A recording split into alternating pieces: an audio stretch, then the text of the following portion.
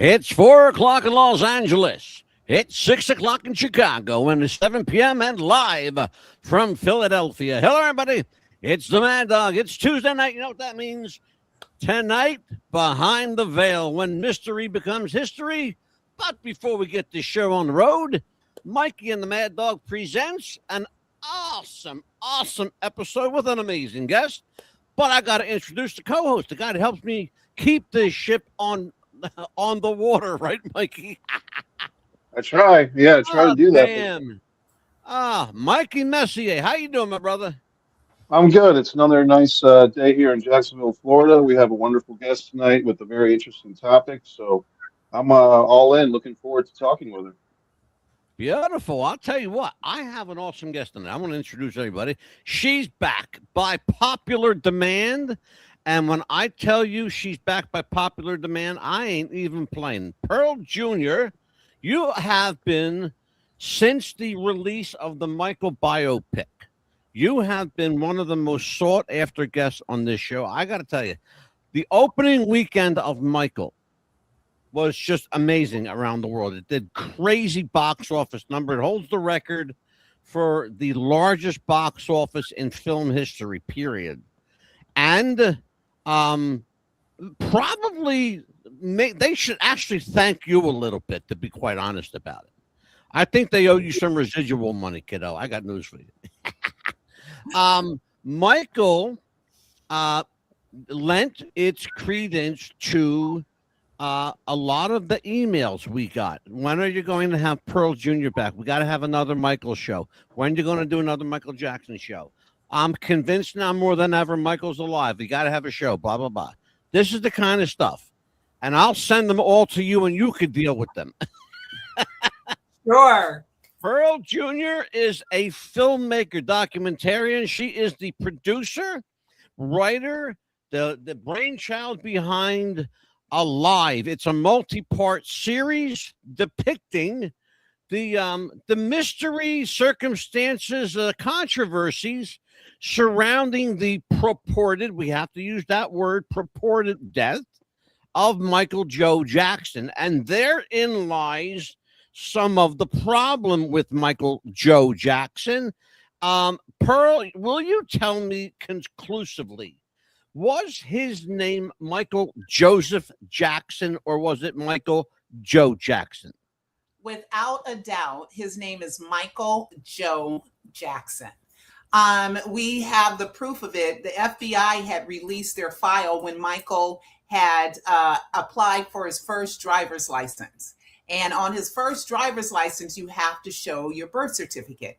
And on that, it says Michael Joe Jackson, but we can go back to even his Motown ID. He signed it Michael Joe Jackson. We can go all the way forward to the verdict of his 2005 trial that at first they had it as Michael Joseph Jackson, but California law says it has to be their exact name or the verdict can be thrown out. So they changed it to Michael Joe Jackson. And if you listen to that verdict, where he was acquitted 14 out of 14 times, it is Michael Joe Jackson. TMZ got his last driver's license, a copy of it directly from the DMV, and all of his driver's licenses say Michael Joe Jackson. not Joseph. So the relevant. I asked that question, Pearl, because as you know, being somebody who dots the I's and crosses the T's, when you're doing a documentary, there's always the opening for slander or libel, and people are just very, very lawsuit crazy today. So you walk this tightrope between getting the truth and staving off the naysayers, and there's a lot of them out there too. So, and it was important for me to ask that because that legality is part and parcel of how and why I think it was easy for Michael Joe Jackson to abscond life without having to give up life, if you know what I mean. Mikey, what do you know about Michael Jackson? The disappearance. I'll call it the disappearance, Pearl. Let's call it that. Well, when he went into rehearsals on June 24th, the day before the death announcement, he wore the Grim Reaper cape that you see in the Remember the Time video where he disappears. He wore that to rehearsals that day. Okay. I have the video. Yeah. And there's video proof of it that was released. Him going through the corridors of the Staples Center, released by his mother's attorney, Brian Panish, in the Katherine Jackson versus AEG live trial. I mean, it's phenomenal. Every single death document is in the wrong name of Michael Joseph Jackson. Never, ever in this death, in the death trail, does it say Michael Joe Jackson. All the death documents either say Michael Jackson or Michael Joseph Jackson. But just one little tidbit before we move on. We know that the estate knows his name is Michael Joe Jackson as a fact, because all his copyrights are in the name of Michael Joe Jackson, all his valuable copyrights. But in August of 2017, they registered the domain Michael Joe Jackson, the movie. Okay. And yeah, I know, the movie, Michael Joe Jackson, the movie. So that means that they were signaling that it's autobiographical. It's him as the conductor behind every single project that the estate has released since his brother Jermaine announced him dead, while wearing a shirt that said "Living as King" on the back. Just saying. I have a little connection to the film This Is It. Mm-hmm. Something you may or may not know. I have a feeling, knowing Pearl Jr., you might know this. Mm-hmm. But my late friend Lane Lassiter was Michael's double in that film. You know that, right? Well, he may have been a stand-in, but he was not on stage as Michael Jackson. He might have been a stand-in that was off, like when Michael wasn't there and they needed someone to stand in for him. So there were stand-ins, but no, all that you see in This Is It is Michael Jackson, or that would be fraud. You know what I mean? Yeah. So it's all Michael Jackson that we see. Mm-hmm. Mike Messier, questions for Pearl, and I know you probably got a bunch of them if I know you. Yeah, Mikey. Well, I did see the Michael movie this year, and it's a big hit. I mean, people are very enthusiastic in the theater watching this film. And there was something you're going on about the Joe and versus Joseph, and a lack of middle name perhaps on some of the certificates. In the movie, the character of Michael Jackson almost refers to his father as Joseph 2 or 3 times, in a way that it seems almost like an insult, like he's not referring to his father as dad or father or daddy. He makes a very pointed way of saying Joseph. And I was wondering if you could comment that, did Michael Jackson have, because when I was a kid, he never used Joe as a middle name. It was always Michael Jackson. That was it. There was never a mention of Joe as a middle name. Was the name Joe and or Joseph? Did he have such a distaste for his father that he didn't like the name Joe or Joseph? Well, I don't know, because on the Motown ID, when his father was most prevalent in his life, he signed as a 10-year-old. He signed his name Michael Joe Jackson. So I doubt that very seriously. But all the children weren't allowed to call him dad. Okay, they had to call him Joseph. That's what they called him, Joseph, and they called the mom Mother. Okay, and they still reference that to this day, very formal, because Joe had to transform himself into their manager. Even though he was their father, it was the management of his children that became the most important. And people think that that might be selfish, but that was making their dreams come true. You see what I mean? They wanted to be famous. They wanted to be successful. They wanted to be signed to Motown. So the whole Michael hated his father so much has been a little bit embellished. Just like most of us, we're upset with our parents throughout our life because they did this, this. We all have that. But Joe was very tough. And you got to realize the mountain that he had to climb, how high, how low. They were 11 people living in a 680 square foot house, 2-bedroom house. The girls slept in the living room. They had triple decker bunk beds in the other room. And to go from that to kings and queens of the world are excited to meet you, right? Not only are you excited to meet them, they're excited to meet you. That's a hell of a climb. And there's going to be some toughness in order, because I don't think any other family, black, white, purple, or green, has went from that low to that high and did it with an entire family of 9. Incredible. Well, it reminded me a lot of the Venus and Serena Williams father. And when Will Smith played that gentleman for the movie, he won an Oscar for it, which was unfortunately overshadowed by the slapping incident. But just what you said, it feels to me like, I wondered, in your professional opinion, and I think you just already answered it, that the film embellished a bit Joe, the father, being a bit of a jerk more than he was in real life for dramatic purposes.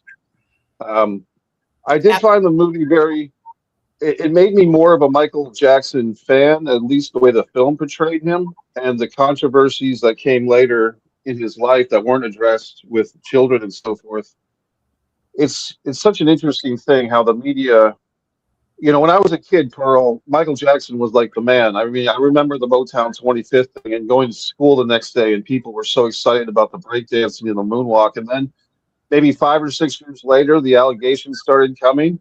And but then Michael persevered. And then when he passed away, it was almost like he was a saint, like people sanctified him.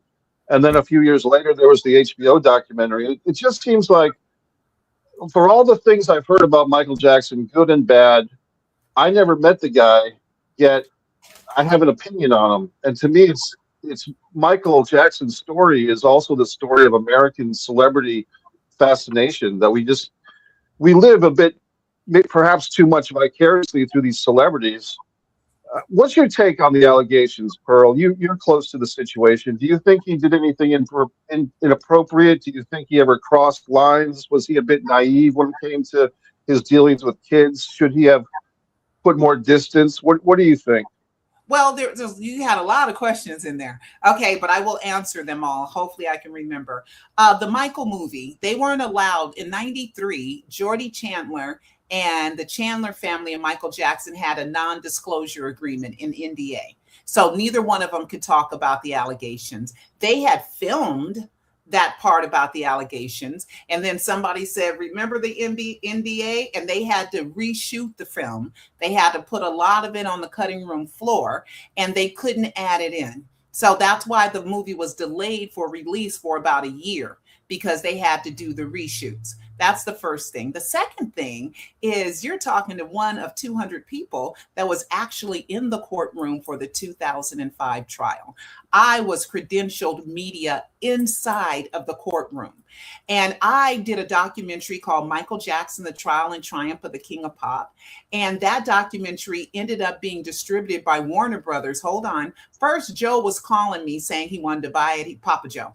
He wanted to buy it, and this, that, and the other. Then finally a guy came, and then Barack was running for president. Then I had a little Barack Obama documentary that I did that they distributed.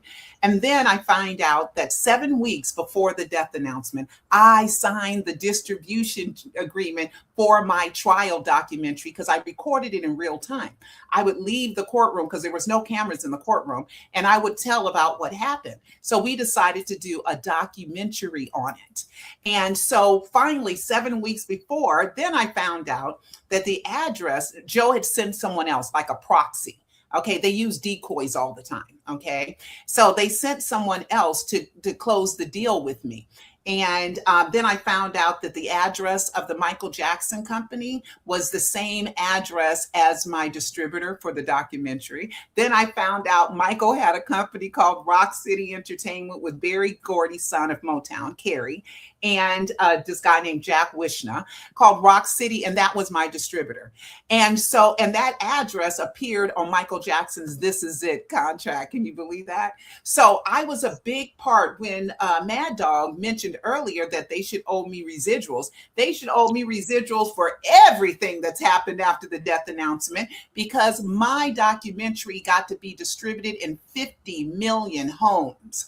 Okay. And it showed and it told in real time why Michael Jackson was found innocent and that it was okay to love Michael Jackson.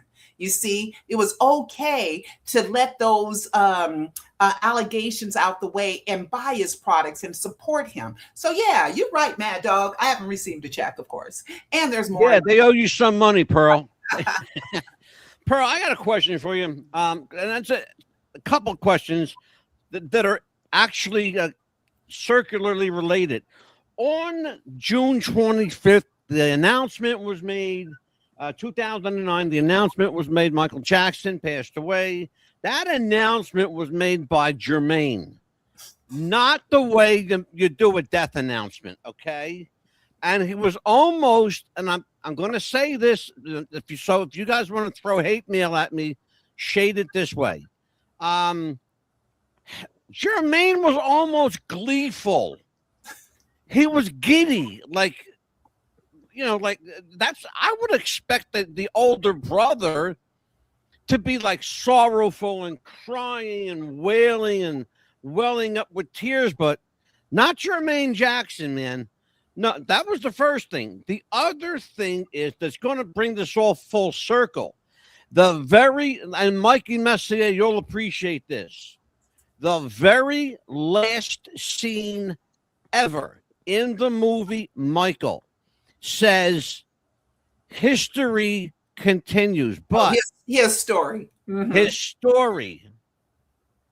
I wrote that down. His story continues because on the screen it says history continues. No, it does say his story continues, but yeah. Michael had the history album. Yeah, history. Oh, absolutely. History. And so my question is, have you talked to him lately, and what's he up to? Well, you know, and then I got a story to tell you after that. I do, but I'm going to go back to Jermaine announced him dead. Okay, please. Jermaine had a shirt on that said on the back, "Living as King." In the statement, he says, "My brother, the legendary king of pop." Okay, so just in case they got caught, with the death hoax, they had all these things. Oh, it was just a hoax. See, I was wearing a shirt. See this, because they left so many death hoax clues. It's unbelievable. It is in my Alive docuseries. It has taken me 17 years to collect all this information. And when you watch it, there is no way that you will believe that Michael Joe Jackson is dead. There's so many errors, so many mistakes, so many slip-ups, so many lies, so much illusion, so much of everything that says that Michael Joe Jackson is alive. Now, have I talked to him? Well, on January 15, 2012, I got a phone call from somebody by the name of Peter Pan, PYT, right? And we know that Michael likes Peter Pan. But that name isn't enough to tell you anything, prove anything. Right. So I had heard years before that Michael was Peter Pan, PYT, right? And I was like, you know what I mean? Now I want you guys to know that I am a 2 feet solid on the ground, college educated business owner woman. I am not into conspiracy theories. I am not into wild, thoughts and all this other stuff. I am into the facts, the proof, the evidence, and the clues, and that's what I concentrate on. Okay, so with Peter Medani, we found out later that Peter Medani spells out scrambled, I pretend I am. Okay, I pretend I am, and it's supposed to be somebody by the name of Bobby Anderson. It is supposed to be Peter Medani, which is an alias that Michael had used. So anyway, so January 15th ended up being really an important date that he called me. And because you got to remember, he saw me in the 2005 trial. I was there. I sat right behind his parents. So he is aware of me. Right. And I did a TV show called True Talk Straight Out of LA, and it was available to 1 million homes. I leased the access. That means I paid for the airtime through Comcast, which was Time Warner at the time. Right. And I had paid for these shows. So he was very aware of me. So anyway, he calls January 15th. I find out later that January 15th was when the cartoon, they had a J5, Jackson 5 cartoon special. On January 15th, 1971 was the airing of A Rare Pearl. That one, A Rare Pearl. I'm Pearl, right? Right. And then I found out that to match that date, so January 15th, 2013, they released the cartoon series of the Jackson 5. And they had a song called Mama's Pearl, and that's what A Rare Pearl was. So he had did all this stuff. And then they had an album that came out called Come and Get It, The Rare Pearls, right? So it became this big clue that he gave me to let me know that it was him, because who controls those masters like that? Right? Exactly. Yeah. He controls those Jackson 5 masters, which he purchased the unreleased songs of the Jackson 5. So yes, I talked to him for 1,300 hours. Okay, so wow. Yeah. Well, and I asked you because my late friend Lane Lassiter did in fact. He passed Yeah. away? Yeah. Yeah. He's been going a few years now. I think I met him briefly at the Jermaine had a concert, and I went to it in Las Vegas, and he was there among other impersonators were there, and he was one of them. I will tell you that you absolutely met him, because there's a picture of you, Lane, and Jermaine actually together. What the heck? And I have that. I have that picture. The other thing I wanted to bring up, and it's critical at this juncture, because when he called Lane, and I have no reason ever to not believe Lane for any reason. When Michael purportedly, and I'm not going to say allegedly, but purportedly called him, I don't have any doubt that he did, because he told him who he was. Wow. Well, he didn't even pretend well, he does. to hide under a pseudonym. Oh, wow. You got to remember something. These guys, and you know this, Pearl, they knew each other, and they knew each other quite well. You know? I have a question about that, though. Named Peter Medani, and preferred me to call him Peter. And so I did I'm telling you, we were so close. We talked all the time. Sometimes we'd be on the phone for 8 hours a day. And trust me, I have drilled him to do things that only he can get done. Like one day he knew I was going out to dinner with a friend, and I told him, I said, do something to where you can never take back, that you can prove to me that you're really Michael Jackson. So he knew. So on the way driving to the Polo Lounge, which is a restaurant in Beverly Hills at the hotel, it's very bougie. And me and my friend were going out to dinner. So he tells me on the phone, he sings a cappella, I Just Can't Stop Loving You, on the phone. And then he says, you're going to go in there. You're going to see LaToya, Brenda Ritchie, Jeffrey, and Kathy Hilton. That's what he told me. I was like, I ain't going to see them. What are you talking about? I valet parked. I got off the phone. I went into the Polo Lounge, and you couldn't miss them. They were at the table that faced the door, and it was LaToya, Jeffrey, and Brenda Ritchie, and Kathy Hilton was late. Okay, sitting there. And I have a picture of us. So how would he know that LaToya was going to be there, right? How would he clearly they're obviously clear. Yeah. Well, there's obviously clear family contact. There's no doubt in my mind that there always was. Right. The day of the funeral, Yes. And I got some serious questions about this one because I got some. I have a pretty good eye, Pearl. I got a really good eye for sizing things up, figuratively and literally. Let's talk about the size of that little casket that come rolling out there. I know people thought it was too short. Well, Michael was 5'9", 5'10". You know, that was his height. Pearl, But you would have had to cut his feet off. But his casket ended up being a regular length casket. It was just kind of one of those little rumors. I thought to myself, what did they cut his feet off to get him squeezed in? Mikey, questions for Pearl. No, he wasn't in there. Sure, Pearl. And I saw in Alive 1 on YouTube, and all of your Alive series can be found on Vimeo and Amazon Prime for the audience to follow up and watch these. Or they can go to JacksonInsider.com. Mm-hmm. The link. Okay. Mm-hmm. So one of the things that you said was that Michael wanted to emulate Elvis Presley in many ways, and perhaps even in the death hoax way. Let me ask you this: what would be the motivation for Michael Jackson? What would be the motivation and the benefits for him to fake his own death? Well, he told me. He said death is easier than being alive, less problems. He told me that. Okay. Death is easier than being alive. It's less problems. Okay. Now, you asked me about what his motivation would be to fake his death. I can just tell you what he said. I'm not in his head. I can speculate because that's a speculative answer. I'm not in his head. I'm not him. So I can't know for sure, except for what he told me. Well, you know, the fame just got too much. The fame just got too much, and things had just got so mixed up and twisted around, and he was getting blocked. He couldn't get things done. He had a lot of projects that he wanted to get done, and all his projects that he wanted to get done got done after the death announcement, right?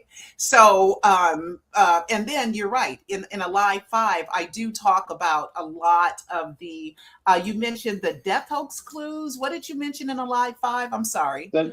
Well, just in the first one, he wanted to emulate Elvis Presley. Oh yeah, Elvis. That's what I wanted. I got to write my notes down. Elvis. I got plenty of Elvis stuff. Okay, Elvis. Okay. Well, you know, him and Lisa Marie Presley fake married. That marriage was illegitimate according to Dominican Republic law. But she was great to him. She helped him out at a very trying time in his life. So we thank Lisa Marie. We really do. And for her to rest in peace, it's a sad, sad thing about Lisa. Yeah. And it was very sad. But Elvis, okay, my husband, he had the book, Is Elvis Alive, in the library. So I read the book after Michael was announced dead. Halfway through, I threw the book across the room, and I was just like, no way, because it was like Michael copied Elvis to a T. And verbatim, almost, yes. Verbatim, and yeah. Also, Jermaine's speech at the death, announcing his brother dead, I put in my subsequent, I think Alive 2 or Alive 3, I put the announcement of Elvis versus what Jermaine said, and it's almost identical. Yep. It's like they copied that speech, you know. Yep. So he followed like Elvis's middle name, right? The controversy. Elvis middle name Aaron. A, yes. 2 A's or 1 A, right? Yes. So there were so many things. Was he on the floor or was Elvis on the bed, right? Yeah. And Michael was, remember the 911 call? Where is he, on the floor? Is he on the bed? If he's on the bed, yeah, on the floor. And even to the point of what time the cocktails were given. Yep. At the night before. Okay, what time? Now, propofol is very, very interesting. I believe that there was a body double. Okay, of course there was a body double. Okay, absolutely. And propofol is used in cryonic freezing. If you know anything about cryonics is if you die, and as soon as you're dead, everything doesn't die when you're announced dead. You're legally dead. Everything, your skin cells are still alive, your kidneys, everything takes time to die off. Takes about a day and a half for everything to die. So once you're legally pronounced dead, they start the cryonics preservation techniques on you. And one of the things that they use in cryonics is propofol. Okay, that was so great. When I found, I've got to remember, it took me years and years to figure it out. And one time I was talking, I call him Peter Michael Bobby because Bobby Anderson is the decoy. So I call Michael Peter Michael Bobby. So one of the things he told me when I was figuring out, he was so cute. He said, almost, as if I almost had it, like almost. And not only was propofol, but lidocaine, ephedrine, the benzodiazepines is how the real body double really died. So Yeah. I had done a complete scientific. I went through the testimony. I was credentialed media at the Conrad Murray trial. Dr. Schaefer, funny that Schaefer comes up.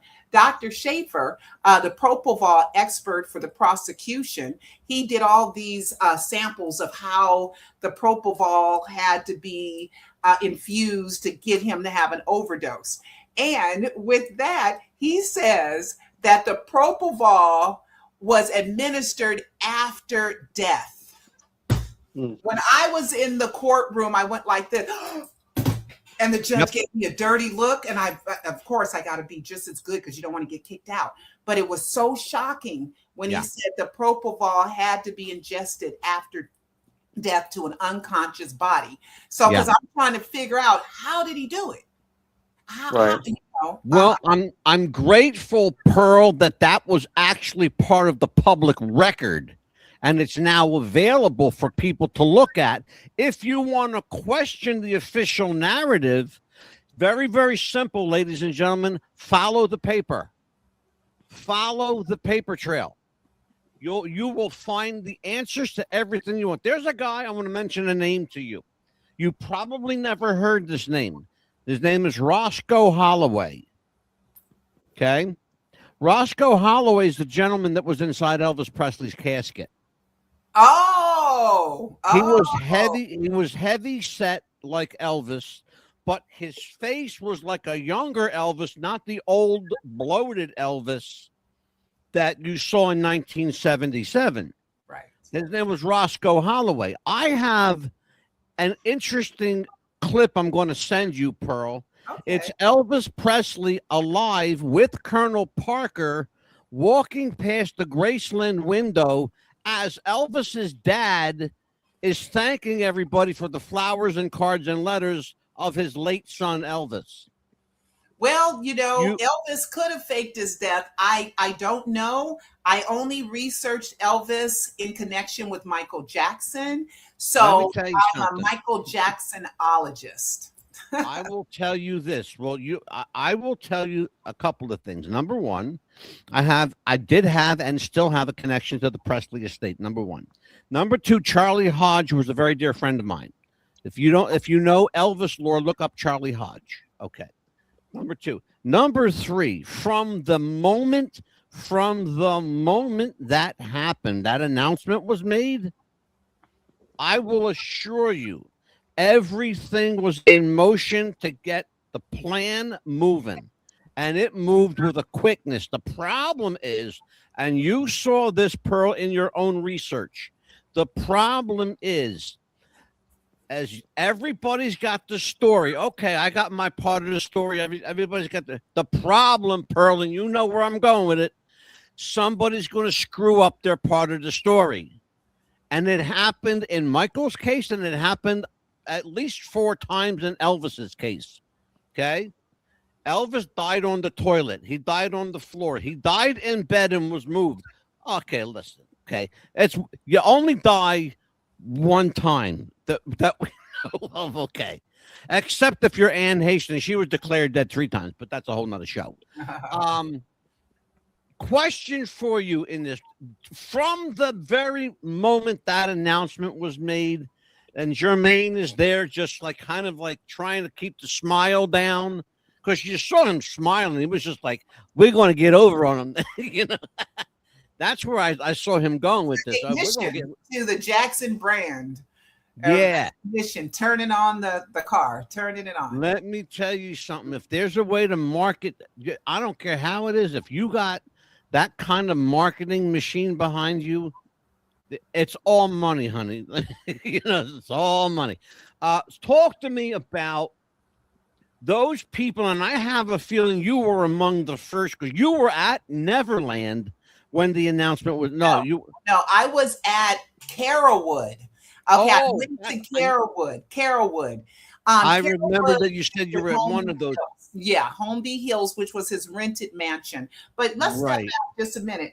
Paul Yeah. Gungerware was Yeah. an executive at AEG Live, okay, with Randy Mhm. Phillips. AEG Live is the people that orchestrated the This Is It concert. They were the promoters for This Is It. Paul Gungerware, so he had ties with Michael Jackson at the death announcement, but he also worked for the Colonel, Elvis Presley, at the same time. Can you believe that? Paul Gungerware worked for Absolutely, Elvis and at his death announcement too. I Okay. not only do I believe it, but I know the name Paul Gunglewood. Yeah, Absolutely do. Gungerware. Yes, I do. Yes. So I was at Carrollwood the day before the death announcement. Fans, and I had been there maybe 10 times before. I would see Michael come and go a few times, or I would just talk to the fans that hung out there. Because a friend of mine who I met at the 2005 trial, she sold maps to Star's home out there. And she was the one that told me that Grace, who was the nanny, who I think was his secret girlfriend, but Grace came by and said, I had children. What do you guys do? She gave him a map, and she told me she thinks Michael's moving into that house. I was like, girl, Michael ain't moving into that house. You Michaeled out, right? He moved into that house. He moved into that house. So anyway, I had been there. And the day before, I also saw the car that they said belonged to Conrad Murray come out. Okay, for the first time. And I asked her at that time, her and her assistant, Shay, I asked them, I said, who's that in that car? And they said they didn't know.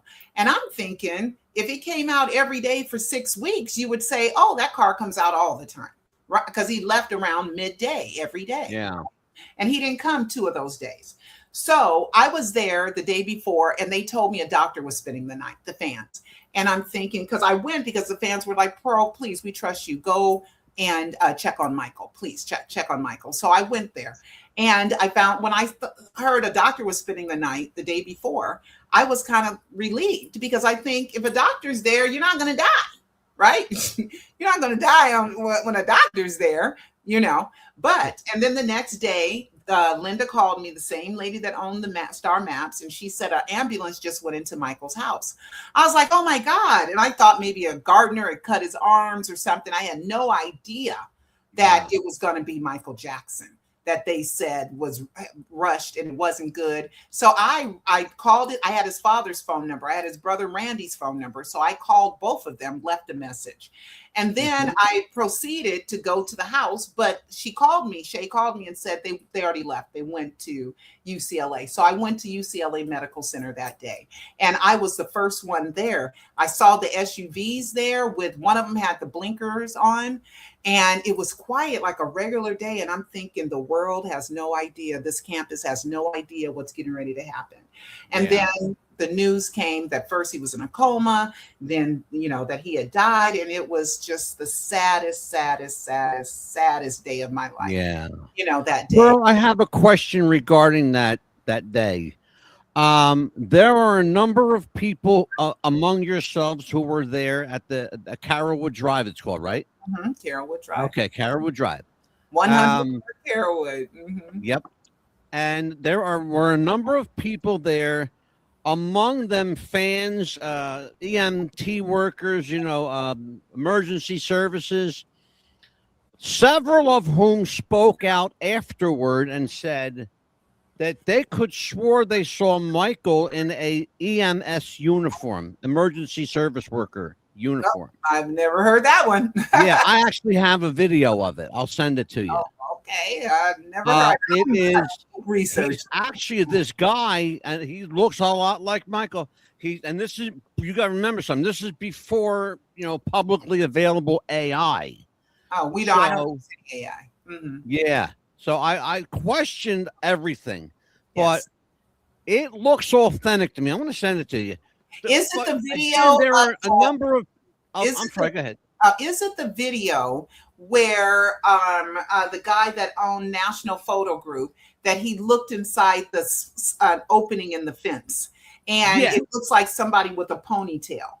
you know, and Yes. yeah, I think That's that's the same the same I- video. Yes. yes, I know that one. Okay.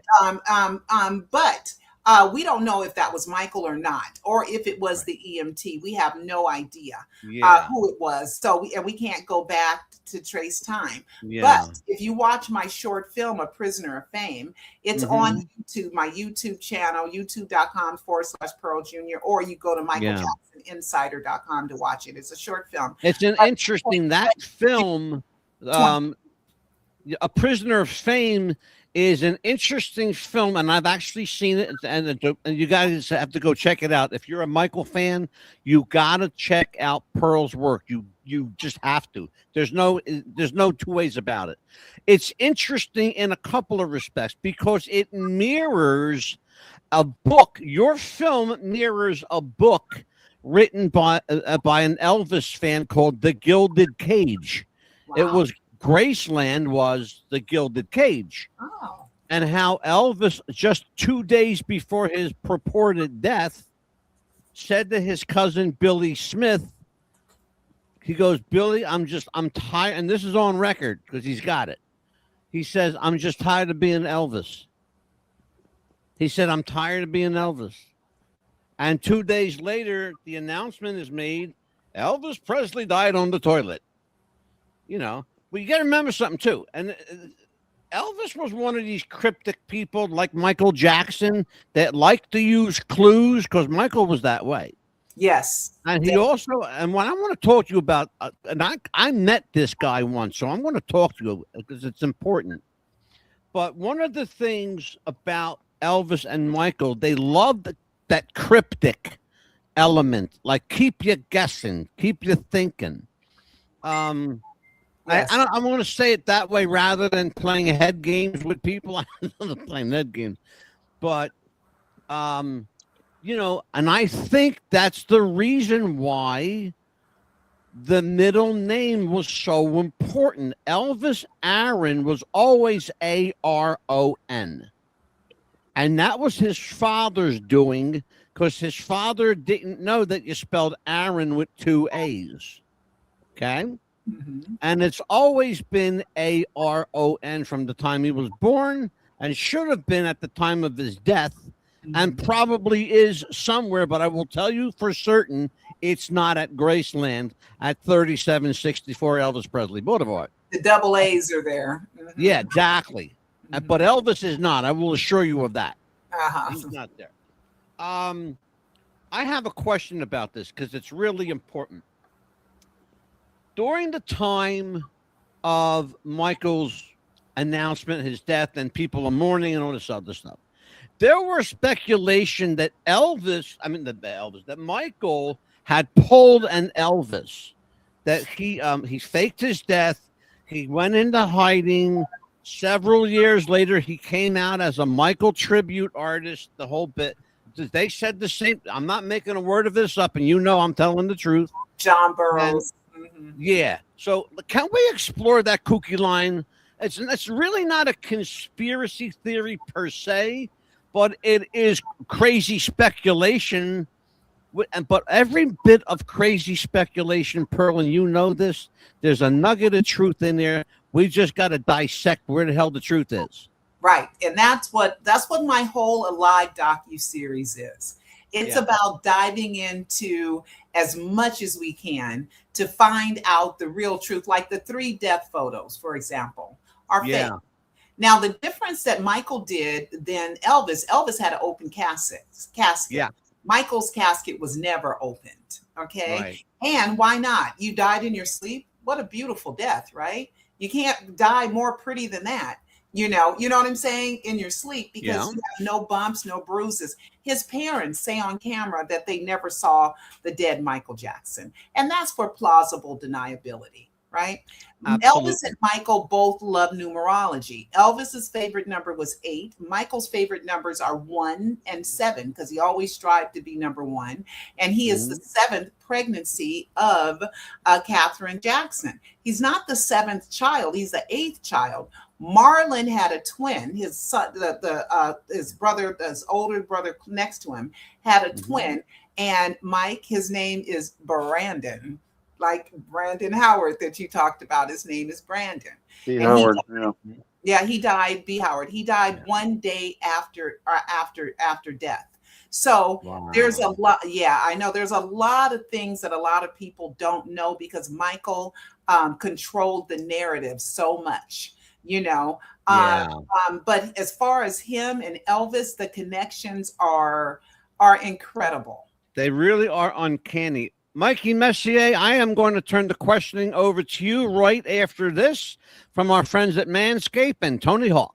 When the Hawks need a clean shave, they reach for the Chairman Pro by Manscaped, equipped with skin-safe technology and dual blade heads. Wonder if my dad's ever had one of these. Tony Hawk with the mustache. A very different commercial. We ride motorcycles now. Hawk Hogs. Shaken and stirred. Talon. Injured? So are we. No.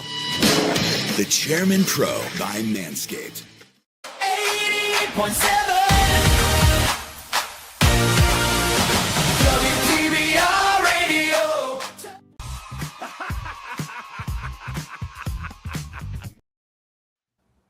That's a crazy commercial. Mikey, you are up, Mr. Messier. Questions for Pearl. our esteemed guest, Pearl. Pearl, there's a character on a TV show called Atlanta by the comedian Donald Glover, and there's a character that some fans think is actually Michael Jackson in disguise named Teddy Perkins. Have you heard of this, and do you have any comment on it one way or the other? Yes. I've heard of it. Teddy Perkins is a character. He even, had vitiligo. He had a very domineering father. So what Glover had written was very Michael-esque, of Michael's life. I do not believe that Teddy Perkins was Michael Jackson. Peter Michael Bobby talked to me about it, and he was kind of intrigued about the whole thing. But Teddy Perkins was there. Sometimes on the TV show, it was Glover, Donald Glover, right?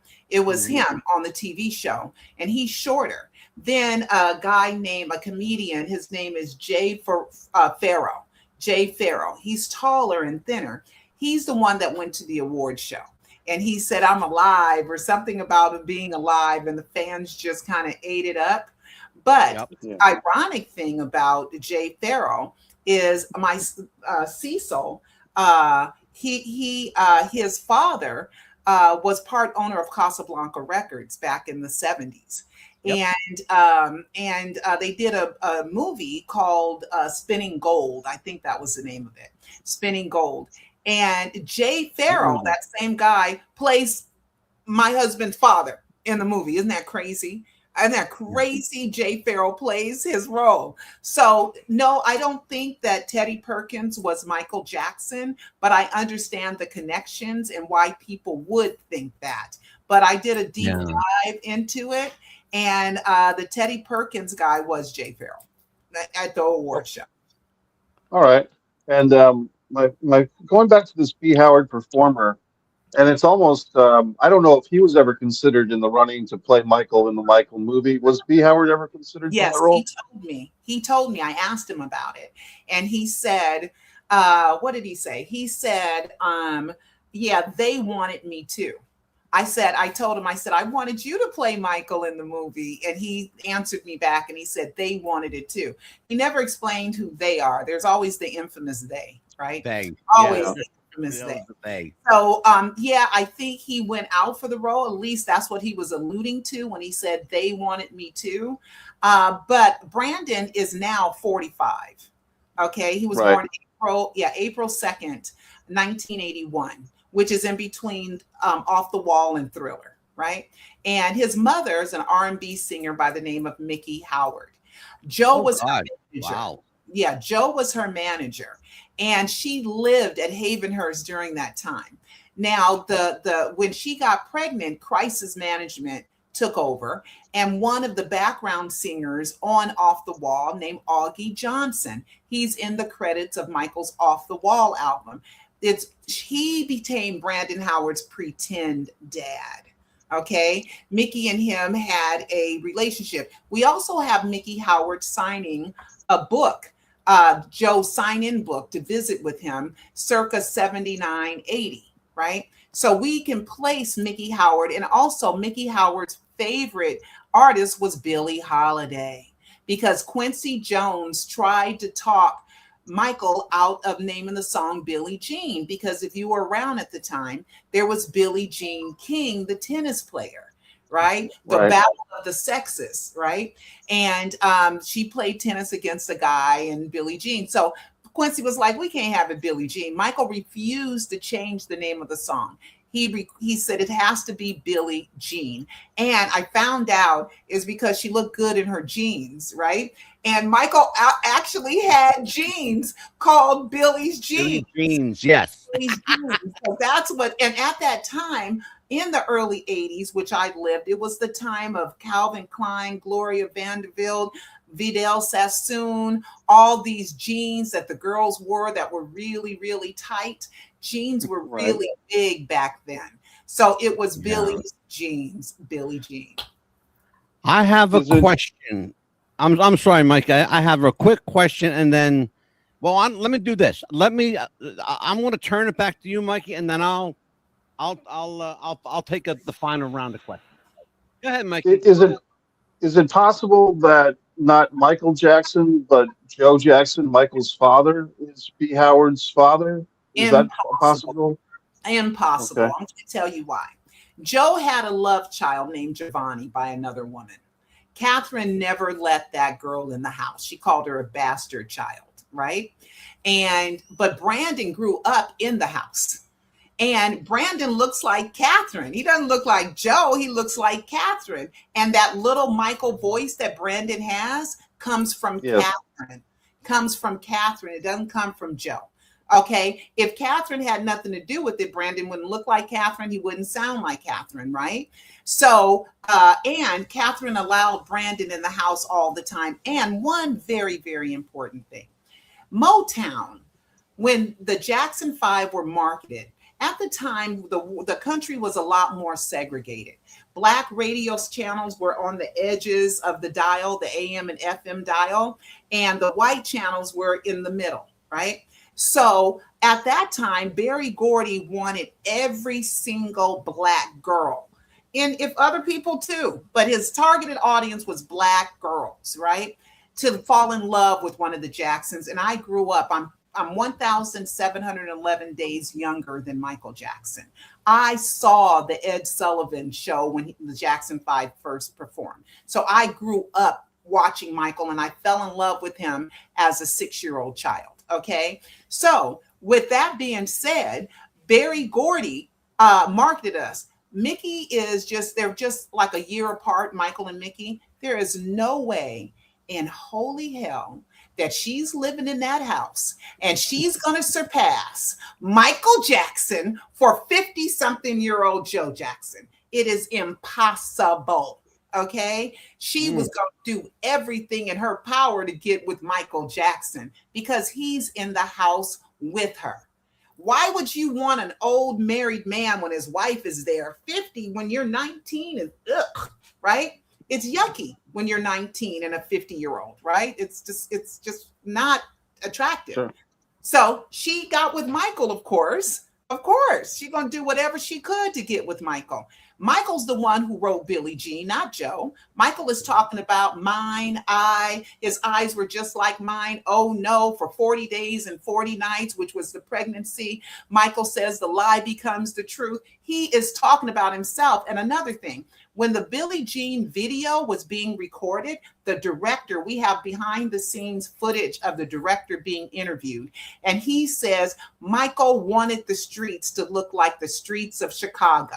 And where is Mickey from? She's from Chicago. The very first line is she was more like a beauty queen. Mickey Howard participated in teen beauty contest. He tells us there's another interview where he couldn't appear in an award show and Janet is taking the award for him. And he said there's a lot of truth to the song Billie Jean.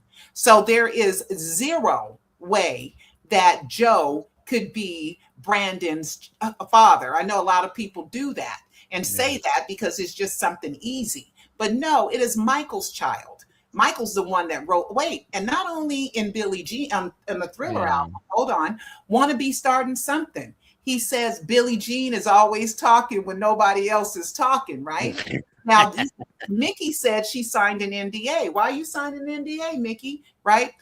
Which means she can't talk about it forever in perpetuity. Ever, ever, ever talk about it. Explain that. And the other song is "Baby Be Mine." That's on the Thriller album. "Baby Be Mine." So there is zero way that Joe Jackson is Brandon Howard's father. He looks like Catherine. He sounds like Catherine. He grew up in the house with Catherine. All the cousins know him. And not only that, but Corey Feldman was his friend. So was, and this is another sad thing about Lisa's son, Benjamin, who took his death before she died. And I think that broke her heart. So Brandon, Corey Feldman, Benjamin, Presley, they called themselves the Lost Boys. Okay. And there was one other one. Okay. So Brandon's been around the whole time. He's just been in the background, out of the way of cameras. Okay. And why? You know, Brandon should be shown. If he grew up, how come we ain't got pictures of him growing up if it's not a big deal? Okay, because he was the secret child of Michael Jackson. Oh, I'm sorry. One last thing. Michael was mad at his brothers for getting married at 18. 3 of them got married at 18. Marlon, Tito, and Jermaine got married at 18 years old because that's when they were going to get their money. Now, Joe isn't an ogre. Nobody's ever accused him of stealing his kids' money, ever. Okay, so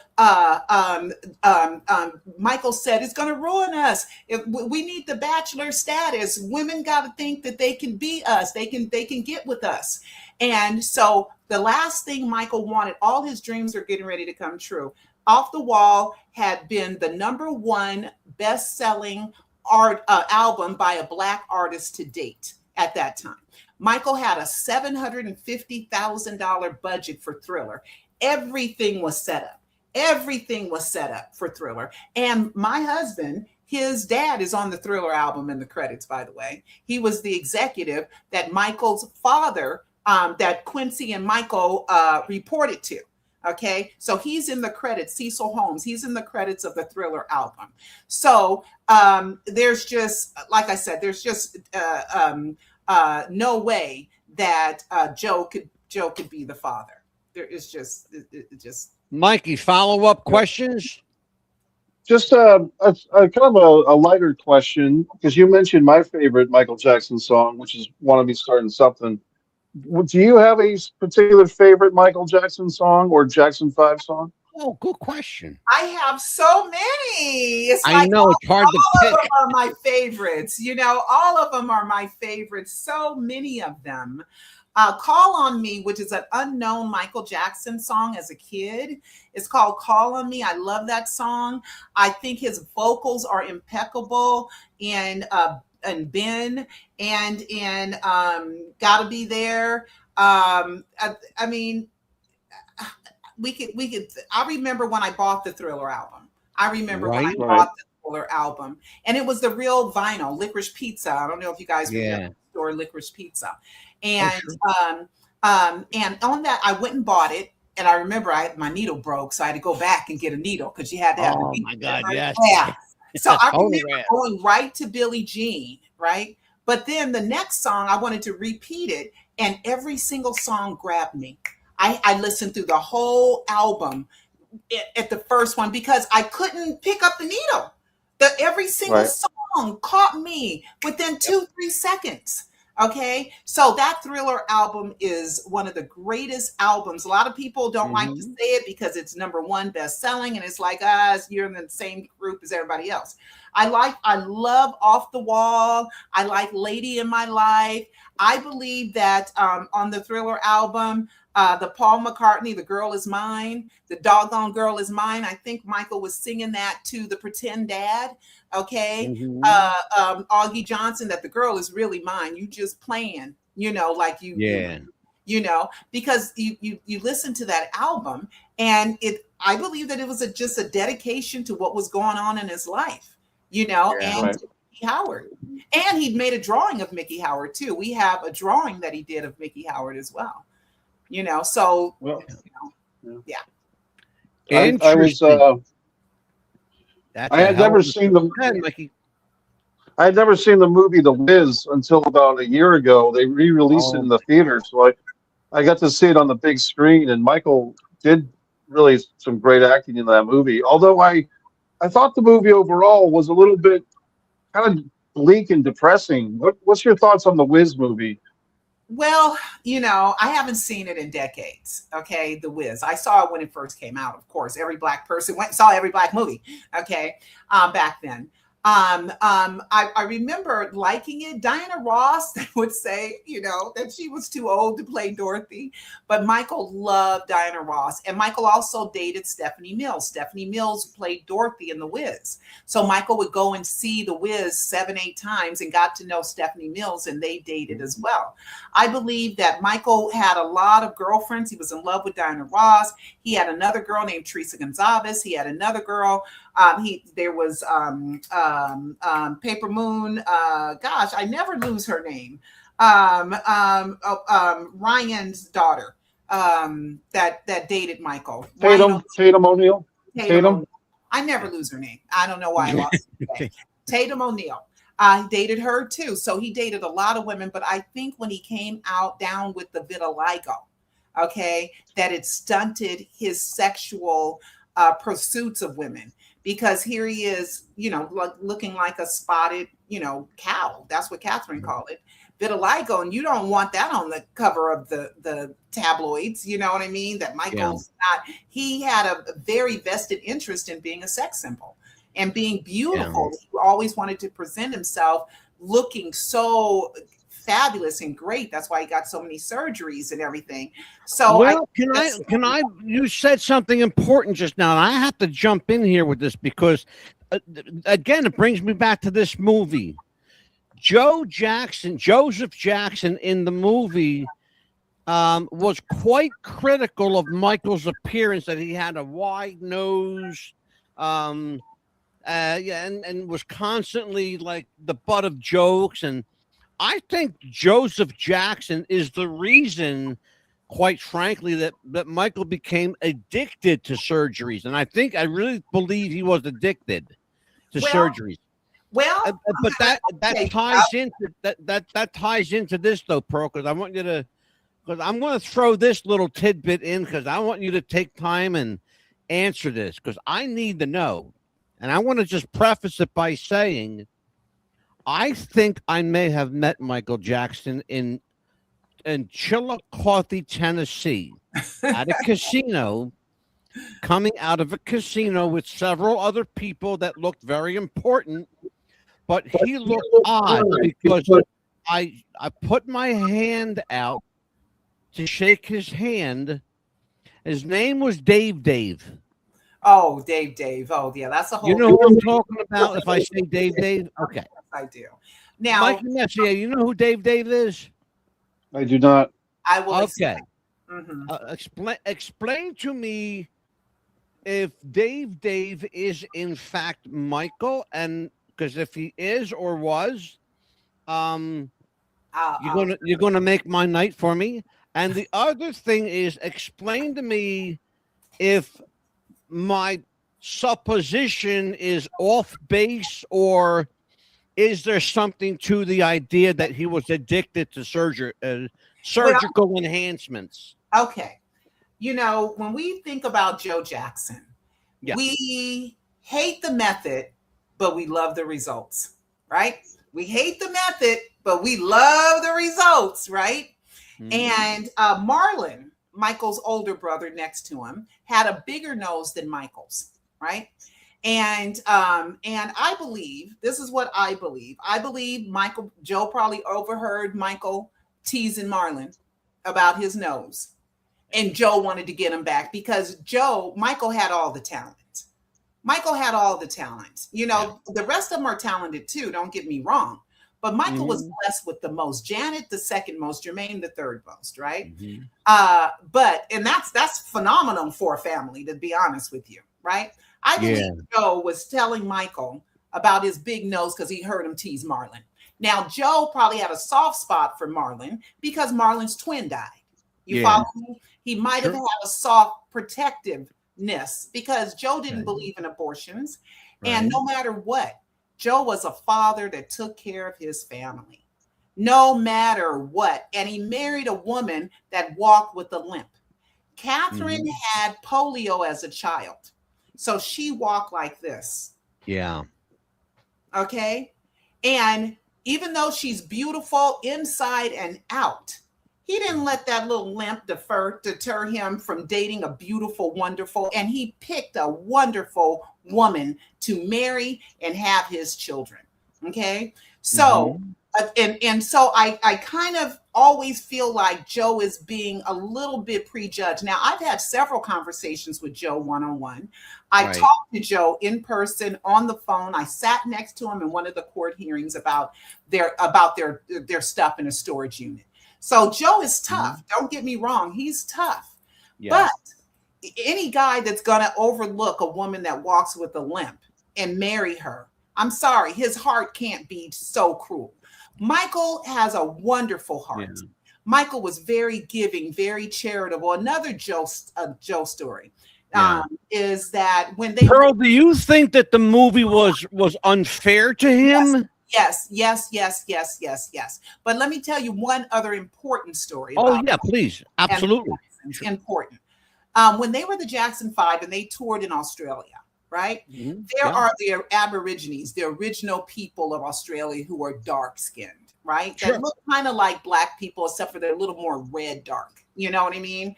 Mhm. And so they were performing and they couldn't get in.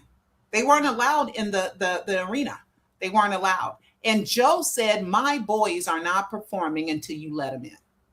Okay. Yeah. These are valuable lessons that meant something. Joe was Yeah. no way perfect. He made a lot of mistakes. He cheated on his wife, but he never abandoned those kids, and he took care of them. He worked at that steel mill and he trained them to be the best performers we've ever seen in our life. So I do think the movie was extra harsh on Joe Jackson because he had a heart. You know what else they would Pearl, do? where did he People get? were broke- Hold on. When people Yeah, were sure. broke in the neighborhood, Yeah. Joe didn't want to give them charity, ding dong ditch. They would go drop it off on their porch, ring the doorbell, and run.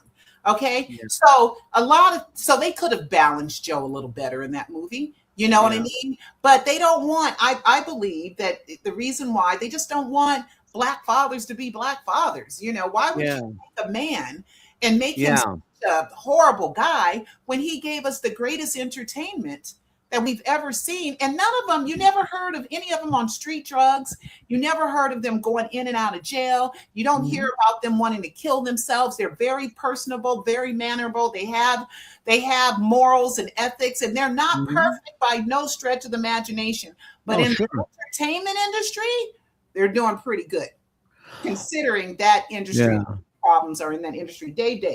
It interesting because Joe worked in the mill, as you pointed out, but where did he get that innate sensibility of coaching performers? I mean, it's as far removed from what he is or what he does for sure. Well, Joe Where was a did guitar that come player. from? Joe was a guitar player. Him and his brother Right. he was a guitar player. He was Mm-hmm. also a boxer. And Oh, okay. yeah, he was a boxer too. He had dreams of being a boxer and Mm-hmm. a musician, guitar player. And so Catherine would be home with the kids a lot of the time. And she would hear them harmonizing as they were cleaning up and stuff like that. Jackie and Reedy, the oldest daughter, they used to enter dance contests. The group was Jermaine, Tito, and Jackie were in a group. Michael sung "Climb Every Mountain" at a talent show, and in the American Dream docuseries, but I really think it was Catherine's father who was there. That's where it all began. And when Tito broke the string on Joe's guitar, Joe said, play me what you can do. And then Joe just listened to Catherine, and they had talent. And in the Black community, singing and dancing was a way to gain favor. It was a way to get out of the hood. It was a way to make money, be famous. So that it is just kind of innate, and that's how he did it. And he knew how much talent his kids had, and he whooped their butt, you know. But we all got, I got my butt whipped too. So anyway, can I I'll get tell you what. I could keep you here, Pearl, for like another hour, but we are already past our time slot. I have to let you go. I got to bring it back again. Yeah, I just well, did. Dave, real quick. Dave on Larry King Live is supposed to be Michael. Dave is a real person. Dave is real small. He's a really tiny person. He's. I was going to say I'm 5'3", and he wasn't much. Like it was about my size. Dave, and he died a few years ago. Okay. Oh, did he? Okay. Yeah. I'll tell you what, Pearl Jr., amazing. You are an amazing guest. I have to tell everybody the Alive series is now 5, count them 5, and they depict the controversial events surrounding the passing or the disappearance, the escape.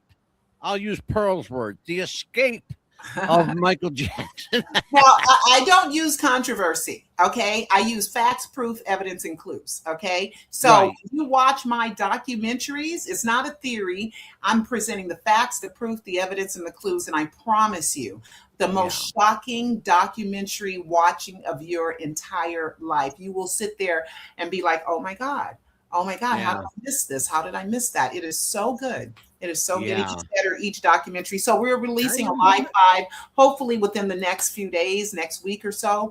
We finished the documentary, but now we're into preparing the DVD, preparing the trailer, preparing the commercial. So, and preparing for Ustream or Vimeo, whichever way I'm going to release it. But please go to michaeljacksoninsider.com and you can link to watch all my films there. And my e-movie book. We didn't even talk about that.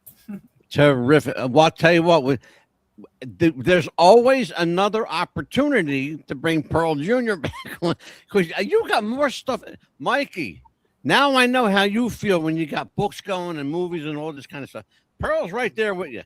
Pearl, thank you so much for joining us. You will, I promise you will be back again. And I won't wait a year before I do it. I promise you that. Pearl, thank you so much for being here with us. Take care. And as they say in LA, break a leg, kiddo. Take care. Thank you. Bye-bye. You bet. Bye-bye. Mikey, that was a hell of a show, kid. Yeah, and I was watching our viewership grow during the course of the program. So thanks to I'm sure Pearl Jr. brought a lot of fans to our table. And for those that might have watched us for the first time, please watch us again. And thanks to Pearl for bringing some people over. I'm sure she did. So. Yeah, absolutely. I tell you what, she has an amazing fan base. They're quite loyal. It's an interesting thing, Mikey. It's a lot of, you're going to find me making the invariable comparison to pro wrestling in that Pearl has a very devout fan base. There are a number of people in another sect that think that what she is saying and doing is complete BS. But again, like I said during the show, if you follow the paper trail, just follow the paper trail. There's always, when Pearl does anything, there's always a paper trail. So if you want to find out if it's legit, if it's BS, follow the paper. I will assure everybody, Pearl Jr. is as straight arrow, as matter of fact as they come. She's been my guest here. This is appearance number 4. She's probably got another 8 or 10 appearances in her, if I can help it. Because anytime she's here, there's always something about Michael Jackson or that world that you don't know, that you're, as they say, you're smartened up on. So, Mikey, what did you think of your first encounter with Pearl Jr., my friend? Well, she's a great lady. I mean, beyond just the Michael Jackson aspect of her life, I mean, she seems like she's a fascinating lady. So, perhaps we can talk about some of the other things that she's up to as well. But it does seem like the Michael Jackson story is very dominant of her pop culture pursuits anyway. But she also mentioned on her website or on her YouTube page, Janet Jackson was wearing a Tupac Shakur shirt recently. And Yeah. there was some speculation. Is that some type of hidden signal that Tupac is alive as well? And I guess I'm still a little curious. I know she gave a good answer for the question, but I'm still curious more. What is the motivation? What is the benefit? Because I would assume that if you hoax your own death, you're kind of losing somewhat control over your identity or your persona. I mean, I guess I still need to be convinced a little bit more because I still wonder the benefit for Tupac or for a Michael Jackson. I can I still wonder absolutely about that. tell you that one, because we've done so many shows like that here, Mikey, in the past. I can tell you with 0%. Let me put it this way: I can tell you with absolute certainty that hoaxing your death or faking your death does not, in fact, diminish your control. It actually gives you more control, especially Okay. if you're someone like Tupac or Michael or Elvis at the time. One thing that you have to remember, and every one of these individuals were iconic in their own way. They were all incredible money makers. They were, as we would say in wrestling, they were a draw. They were main event. Okay. These guys were main event like on another level. Michael, especially because he outlived Elvis. Tupac, because he outlived Michael. But they all are now, because they are passed on, allegedly, purportedly passed on, they are all now immortal, which means they will live forever. So will their music, their likeness, their movies, their projects will all live on forever. Like a great artist, Picasso, Renoir, Van Gogh, long gone, but we still have their great works with us, and we still talk about them and they still sell, and Right. it's incredible. The one thing I will say in that, if you lose anything with faking your own death, you lose that the lure for the spotlight that probably never really leaves you. Like, again, making the comparison to wrestling, you take a guy who retires at his peak, okay, Right. like AJ Styles is a great example, who still has, he's still got gas in the tank, he can still go. But he's smart enough to know that his body at some point soon is going to wear down because he's over 50 now. And he's not going to be able to go like he used to, even though he can still go. But then you end up becoming Ric Flair. That's a joke. These guys, a lot of them, Elvis left on top. Michael left on top. Tupac left on top. They all followed a formula. And if you look at Pearl and listen to what she said, they all took their game from the Elvis Presley playbook. Almost identical, verbatim. You heard what she said. Right. Almost identical. The thing about Tupac,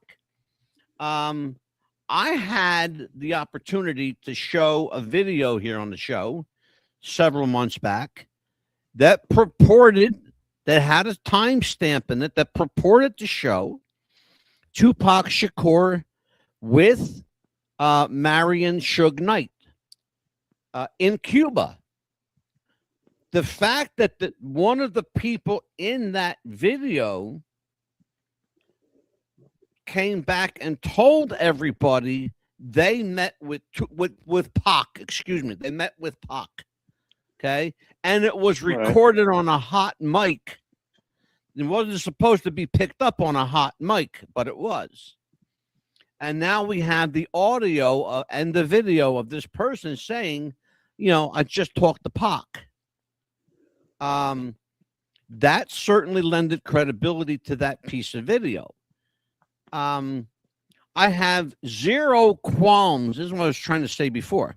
I have zero qualms about believing any of this because it makes sense if you follow the paper trail, if you follow the synchronicity of stories, all the stories line up, all the Right. stories match. She did a hell of a job of dotting her I's and crossing her T's. She's really a great investigative reporter. And I love having her here. I really, really love having her here because it's like a night off where you just let Pearl talk and there you go. Right. So, I think this was probably the quietest I've been on any given show recently. Just, I want to let Mikey talk. I'll let Pearl talk. I'm going to sit back. Maybe I'll throw a question in here or there. Yeah, I thought I'm trying to Pearl make my was wife great. proud, Mikey. I'm trying to make the wife proud. There you go. I thought it was a good show. I mean, I like Pearl. I like Pearl Jr. a lot. And I mean, I'm not the biggest Michael Jackson fan. Like I said, throughout my life, as everybody, as the peanut gallery that we are with Michael Jackson, he's been criticized. He's been celebrated. He's been lionized. He's everything. I mean, the whole gamut of he's the greatest performer ever to he's a scoundrel and keep him away from your kids. The whole gamut of opinions have come this guy's way. Yet in life and or death, here he is. He's still on the tips of everybody's tongue. So that's going to count for something. And the music, regardless of what you think of him as a person, the music does stand up. That's for sure. Did you get to see the movie at all? Did you see the Michael movie this summer? Yeah, I Angela? actually took my wife to see it for her birthday. Oh, cool. It was an amazing film. That's why it's funny when I was absolutely truthful when I said to Pearl, that movie is the reason you're here. I've gotten emails like crazy. Can you get Pearl back? Can we talk about Michael again? I just saw the Michael movie. Now I'm convinced more than ever he's alive now. And it was all of these like crazy emails. Like, you know what? Gotta get Pearl back. Just so everything just kind of waited for things to settle down a little bit to get her back. Okay, so I have some important stuff to talk to everybody about. It's really important. There will not be any shows next week live. All of our shows next week are pre-recorded. I am going on vacation Saturday morning. I leave, and for 8 days I will be hopefully basking in the sun. And I'm hoping and praying and counting on the weatherman to cooperate with our vacation. Right. So, Mikey, you have the week off. I have the shows for next week are already set. And I will tell you, I'll fill you in when we get off the air, a couple things that you might be interested in. But it's important that we tell everybody that you will like and subscribe our channel on YouTube. It's easy to do. Just go to youtube.com/That's the Buzz Podcast. It's there. And just give us a like. And we thank you for almost, it's 1,012 subscribers. We thank you for that. Our radio station hub is WTBR.podbean.com. That's every show from the very first wrestling show we did, Mikey, to present. There are 1,337 audio episodes. We have Odyssey video. We have 1,274 videos on Odyssey. We have 1,764 on YouTube. We have 5 YouTube channels, guys. So it's not hard to find us. We're out there. So look around. Just what's the buzz? WTBR.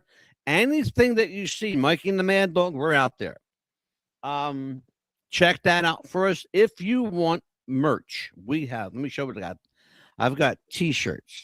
We've got WTBR T-shirts, Mikey and the Mad Dog T-shirts. We've got coffee mugs. I got WTBR radio cups. I got Mikey and the Mad Dog. And I have what else do we have here? I got coffee mugs, T-shirts. And my book. Well, one of my books, anyways. The other one is actually not in print anymore, unless I can get them to plead with them and make them print me some more books. But they said, look, you already met the limit. Okay, so that's the only thing about 48-hour publishing is like, still, if you're when you sold out, like they really don't like reprinting unless they like have to. So, I mean, I have a lot of books. Right. But look, I guess it's like Ted DiBiase. Everybody's got a price. And but Psychic Fingerprints is available. If you want a copy, just let me know. Hit me up, and you can find the link for that also on our merch page on WTBR.podbean.com. Mike Messier is right here, and I want to all things Mike Messier. Look at that, Mikey. MikeMessier.com. You can find Mikey's link also at WTBR.podbean.com. There it is. Look at that. See that? Those are stickers. If you're nice to him, he might even send you a sticker. Right. Put on your computer or your book or something. Yeah. You know that? MikeMessier.com. Promote away, my friend. What do you got coming up this week? I won't be here. Well, Kofi. I also have a Kofi page, which is if people want to buy my art directly or watch any of my short films. It's ko-fi.com/MMA for Mike Messier art. Mm-hmm. And MikeMessier.com is probably the best way just to find all my stuff because it's all hyperlinked there. And very interesting show tonight, Angelo. And things are good. So good to be here. Good. Yeah, I love doing shows like this. This is a really good show. If you guys need to reach me for anything, you can very easily go to what's the buzz podcast@gmail.com and hit me up with an email, show suggestions, anything you want to do. There I am. I'm at your disposal. You can check out our photo gallery, all of our links on the WTBR radio at podbean.com. And just walk around, look at Mikey's site, look at all my stuff, whatever. There are all kinds of shows. I mean, there's a lot of shows there, a lot. And there's a lot of artwork. So check it out and look at our celebrity gallery. It's a list of everybody. It's a who's who of show business that's been with us. But in the meantime, for Mike Messier, I am the Mad Dog. And as Papa DeCipio always said, tomorrow is promised to no one. So make today count. Be good to somebody. All right, Mikey, it's vacay time. Peace. I'm out of here. Take care, you guys. Well, that's the show. We said our piece. Maybe found a little common peace. Some will cheer and some debate. The conversation doesn't end when we fade. Keep on thinking, keep asking why. Look